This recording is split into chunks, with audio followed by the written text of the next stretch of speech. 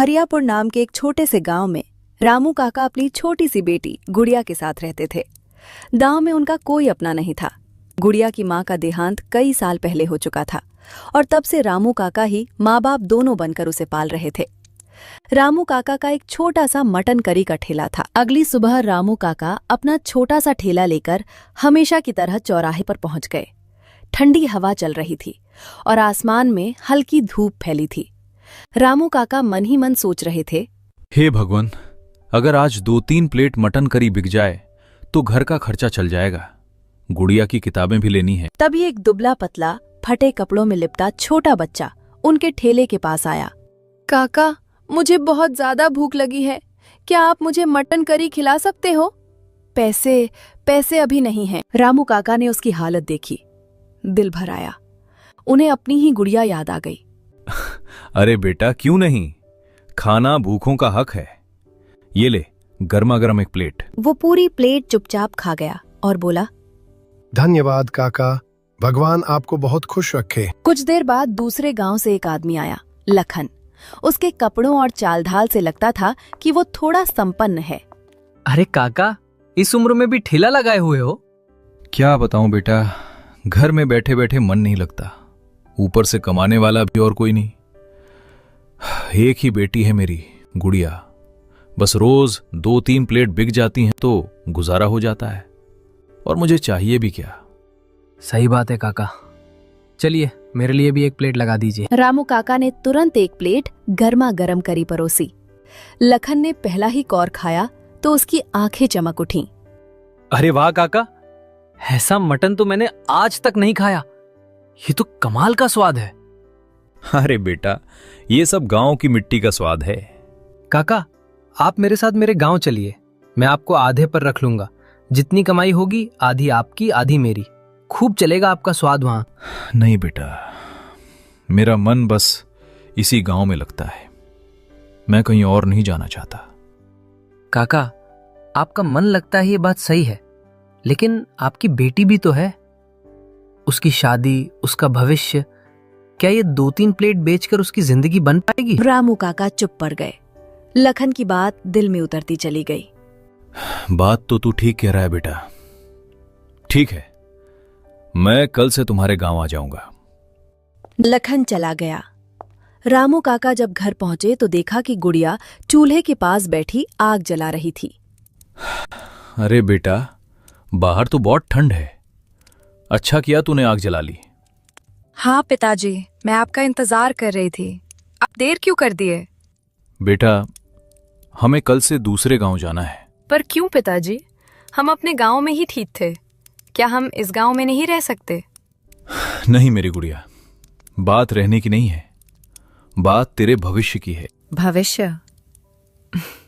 पिताजी, हम यहाँ भी खुश हैं, आप क्यों परेशान होते हो? देख बेटा, एक लड़का आया था, लखन। वो दूसरे गांव में एक बड़ा होटल चलाता है। उसने मुझे काम पर रख लेने का वादा किया है, अच्छी कमाई होगी। पिताजी, मुझे आपकी खुशियों से बढ़कर कुछ नहीं, जहां आप रहोगे वही मेरा घर है। गुड़िया और रामू काका दोनों गांव छोड़कर दूसरा गांव आजता है। अरे रामू काका, आप आ ही गए, चलिए अच्छा हुआ समय पर पहुंच गए। हाँ बेटा, जैसा कहा था वैसा ही सुबह सुबह निकल पड़े। बहुत बढ़िया। काका, जल्दी से काम पर लग जाइए, आज भीड़ बहुत होगी और इराक भैया कभी भी आते ही होंगे। आप मटन करी बनाना शुरू कर दीजिए। तभी लखन ने गुड़िया की ओर देखा। और बेटी, तुम जरा मेरे घर चली जाओ, जहां भी पूछोगी लखन भैया का घर सब बता देंगे, बड़े आराम से पहुंच जाओगी। वहां भाभी भी है, वे तुम्हें खाना वाना दे देंगी। पिताजी, मैं अकेली कैसे जाऊं? डर मत बेटा, लखन बेटा बुरा नहीं है, उसके घर जा, भाभी से मिलना, बहुत अच्छे रिलेटेड है। रामू काका ने जैसे ही कढ़ाई में मसाले डाले, खुशबू पूरे होटल में फैल गई। थोड़ी ही देर में पहला ग्राहक तेजी से आया। अरे लखन भैया, ये चाचा को कहां से पकड़ लाए? खुशबू तो ऐसी आ रही है जैसे कहीं दरबार में पक रहा हो।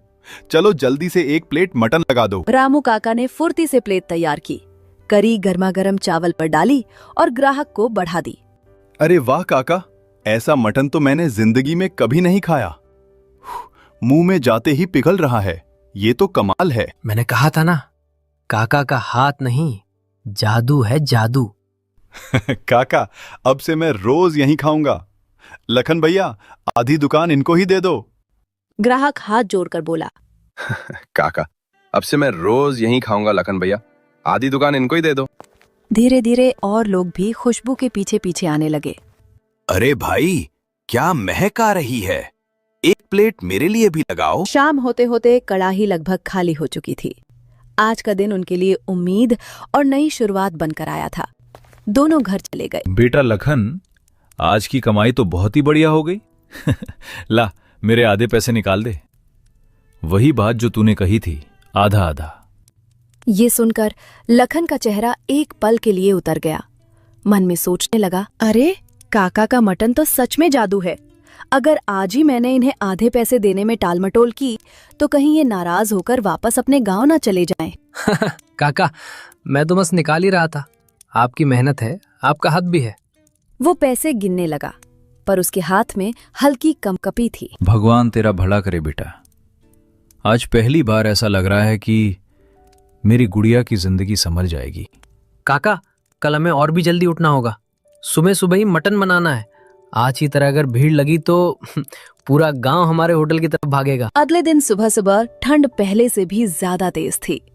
कड़ाही से उठती भाप और खुशबू पूरे होटल में फैलने लगी। लोग ठंड में कांपते हुए भी गर्मा गर्म मटन करी के लिए लाइन में लगने लगे। अरे भाई जल्दी देना, ठंड में बस काका की मटन करी ही जान बचा सकती है। आज तो और भी ज्यादा खुशबू आ रही है। तभी रोज आने वाला एक खास ग्राहक आया, राहुल। काका, मैं आज फिर आ गया। आपके हाथ की मटन करी के लिए तो मैं रोज यहाँ तक पैदल आता हूँ। ऐसा स्वाद तो पूरी दुनिया में नहीं मिलेगा। अरे बेटा, तू रोज इतना दूर से आता है, मुझे तो शर्म आ जाती है। भगवान तेरा भला करे। काका, आपका खाना मेरे लिए दवा जैसा है। ठंड में आपका गरम मटन, वाह। लखन भैया, आपने बड़ा अच्छा फैसला किया इन्हें लाके। ये सुनकर लखन के चेहरे पर हल्की तकरार की झलक आ गई। अंदर ही अंदर वो बुरी तरह जल उठा। हर कोई बस काका काका करता है। अरे दुकान किसकी है, नाम किसका है, मुनाफा किसका होना चाहिए। अब तो मैंने मटन करी बनाना सीख भी लिया है, फिर इस बूढ़े को रखने की क्या जरूरत। आज रात ही से निकाल दूंगा, पूरी कमाई मेरी होगी। पूरा दिन भीड़ पहले दिन से भी ज्यादा रही। हर प्लेट की तारीफ सिर्फ एक ही नाम से शुरू और खत्म हो रही थी। दुकान बंद करके दोनों अपने अपने घर जाने लगते। काका, मेरे आधे पैसे निकाल दो। आज अच्छी कमाई हुई है। हाँ बेटा, क्यों नहीं। ये ले तेरे आधे पैसे। ऊपर वाले की मेहर है, आज अच्छा दिन रहा। और सुनो काका, कल से आप दुकान पर मत आना। क्या बोला तूने बेटा, मैं दुकान पर ना हूं? अरे कुछ गलती हो गई क्या? नहीं काका, गलती वगलती कुछ नहीं। बस अब मैं आपसे मटन करी बनाना सीख गया हूं, तो भला मैं आपको आधे पैसे क्यों दूं? अब से दुकान में अकेला ही चलाऊंगा। लेकिन बेटा, तू मुझे मेरे गांव से यही कहकर लाया था कि आधे पैसे तेरे आधे मेरे, हम साथ मिलकर मेहनत करेंगे। हाँ काका, लाया था, लेकिन अब मेरा मन नहीं है। आप अपना गांव वापस चले जाइए, मुझे अब किसी की जरूरत नहीं। बस बहुत हो गया। आप दोनों कल से यहां मत दिखना। दुकान मेरी है, मेहनत मेरी है, और अब कमाई भी मेरी होगी। ठीक है बेटा, तेरे मन में अगर लालच आ गया है तो मैं क्या कर सकता हूं। लेकिन एक बात याद रखना, खाना बनाने का तरीका सिर्फ देखने से नहीं आता, उसका जादू हाथ में होता है, और वो जादू किसी लालची दिल में टिकता नहीं है। ताका अपने फटे बैग को कंधे पर टांगते हैं और धीरे धीरे अंधेरा होते रास्ते पर चल पड़ते हैं। अगले दिन सुबह लखन बड़े जोश में दुकान खोलता है। उसके चेहरे पर एक तिरछी मुस्कान होती है। आज देखना, लोग मेरी बनाई मटन करी के भी दीवाने हो जाएंगे। काका समझते क्या थे, अपने हाथ का जादू। कुछ देर में पहला ग्राहक आता है। अरे लखन भैया, एक दमदार मटन करी दे दो, ठंड में गर्मा गर्म मजा आ जाएगा। गिरा पहला निवाला मुंह में डालता है और उसका चेहरा तुरंत बिगड़ जाता है। अरे ये क्या है, ये मटन करी है या उबला हुआ पानी? स्वाद कहाँ है, मसाला कहाँ है, मटन कच्चा क्यों लग रहा है? लखन एक पल को हक्का बक्का रह जाता है। क्या बोल रहे हो भाई, जैसे रोज बनती थी वैसे ही बनाई है। नहीं बत करो, ये तो बिल्कुल खराब है। मैं तो खत्म भी नहीं कर पा रहा। इतने में सुनील तेजी से आता है, हाथ रगड़ता हुआ, ठंड से जूझते हुए। लखन भाई जल्दी से एक प्लेट मटन करी लगा दो, ठंड में कुछ गरम खा लूं। और काका कहाँ है? दिख नहीं रहे 2 दिन से।